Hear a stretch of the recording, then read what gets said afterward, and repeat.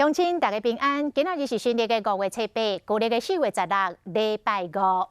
这个5月20，520特别到了，总统蔡英文伫第2任的任期开始进程，今仔日来宣布，由苏贞昌继续来做行政院长。蔡总统对苏贞昌是真懊恼哦，讲有这位护国的院长是台湾的福气。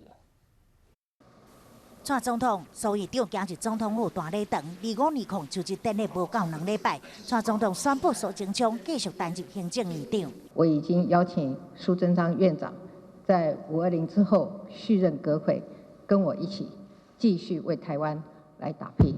我相信他是我的好伙伴，他是最佳的执行者。 蔡总统表示，苏贞昌接任院长是上低迷的时阵，但是一冬外来是最佳的执行者。 他一上任就守住了非洲猪瘟的防疫，令人印象深刻。1年多后的现在，他更和行政团队上下一心，防御新冠武汉肺炎的肆虐。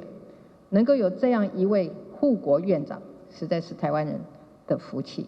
伊嘛称赞苏贞昌的行政魄力。苏院长对政治熟悉，对政策也有充分的掌握，能够用浅白的方式 和民众来沟通，说到做到，敢做决定，有过就改，真正用生命跟诚意在做事。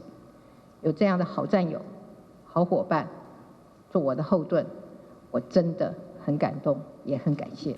来看苏贞昌的政绩，蔡总统嘛对于有所期待。第一，度过疫情；第二，振兴经济；第三，照顾人民；第四，深化改革；第五， 均衡建设，我深感任重道远。既然今天蔡总统这么诚意，蔡总统这样子交付重任，我只有一句话：我一本初衷，全力以赴。